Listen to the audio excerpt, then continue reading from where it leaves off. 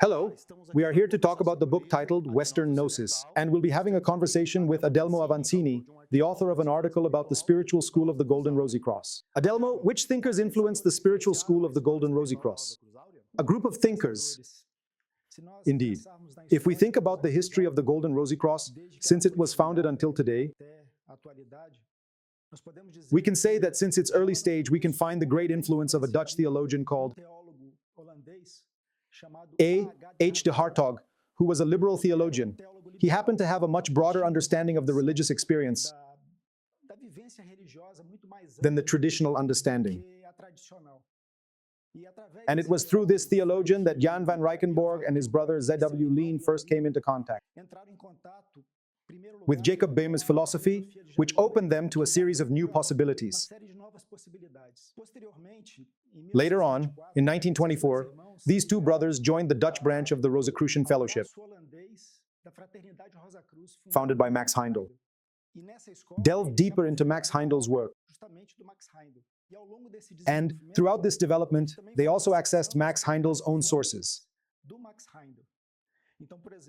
So, for example, there is a well-known influence of Rudolf Steiner's work on Max Heindel's own work. So Steiner is also part of the spiritual research of these founders. Sometime later, the two brothers were joined by Ms. Catharos of Petri, who is also known as one of the great pioneers with regards to this school's workings. And throughout the 1930s, this work increasingly became an independent endeavor, mainly through spiritual research on ancient texts, because the founders, they were trying to recover the Rosicrucian spiritual tradition from the 17th century, that of the Rosicrucian manifestos. So, having come into contact with such texts, to offer a deeper understanding of these texts for their students. Thus, they didn't just translate these texts into Dutch, they also wrote long comments on each of them. But this research continued, even during the Second World War worldwide, when esoteric movements, including the Golden Rosycross, were banned in the Netherlands. This research went deeper and deeper. And the founders researched, for example, the history of the Cathars, the history of the Manichaeans, the history of Gnostic Christianity as a whole. So when the Golden Rosycross appeared again, in the post-war period, after the Second World War, it brought a new conception, a new approach, based, as it was, precisely on these influences. And a book was published at that time, named The Christian Mystery of Initiation, De Gloria Intacta. It bears witness precisely to this new approach and this new conception, according to which the source of the teachings of pure Gnostic Christianity was to be found amongst the Cathars of the late Middle Ages. This caused them to head to southern France, to come into contact with this tradition there. And later on, they came to get in touch with a researcher of Cathar history called Antonin Gadal, with whom they began a collaborative work, which lasted a few years. So the work of Antonin Gadal was also very influential on the founders. And all this, of course, took place within the larger context of a spiritual research, an esoteric research that covered several other authors.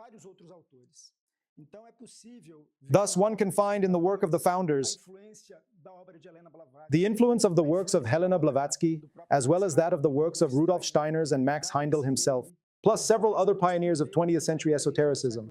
So we're talking about a multifaceted work containing multiple influences. This is all very enlightening and, well, this is a book about Western Gnosis. So, Adelmo, what exactly links the Golden Rosycross to Western Gnosis, which is, after all, the central theme of the book? It's a multifolded link. The founders themselves, especially within the school's inner group, called their group the Young Gnostic Brotherhood. So they considered that the work of the Golden Rosycross was actually the resumption of the very work that was also carried out in the past by the ancient brotherhoods. So they thought that fellowships like the Cathar Brotherhood,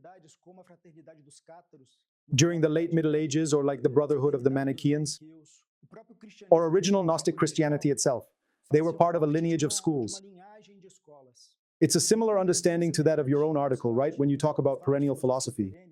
So, they had this particular conception of perennial philosophy as a set of spiritual schools that appear throughout history,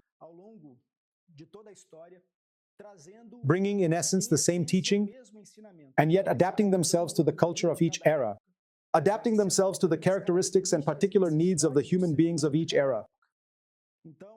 So, the whole work of the founders contains Gnostic references. And even within their written work, we find within it, for example, a long commentary on the Gnostic Gospel Pistis Sophia of the original Gnostic Christianity, and was already available at their time. So they always sought to bring back this Gnostic wisdom. But within their own context, Gnosis was not for them something restricted to Gnostic Christianity. The same applied to this collection. For them, it was something much broader. So they also refer, for example, to a Chinese Gnosis in their long comments to the Tao Te Ching. They also refer to a Hermetic Gnosis, to an Egyptian one, in their long 4-volume commentaries on the Corpus Hermeticum. They commented on the texts of traditional Christianity itself, but in an interior way, that is, in a Gnostic way. As we mentioned at the beginning, they also wrote long commentaries on the 3 Rosicrucian manifestos of the 17th century, offering precisely a Gnostic understanding for these texts. Gnosis for them is an inner knowledge. It is the awakening of that spiritual spark within the human being, which illuminates one's consciousness, a fundamental transformation of one's consciousness. So this same conception is found within their whole work, and even at the very school they founded.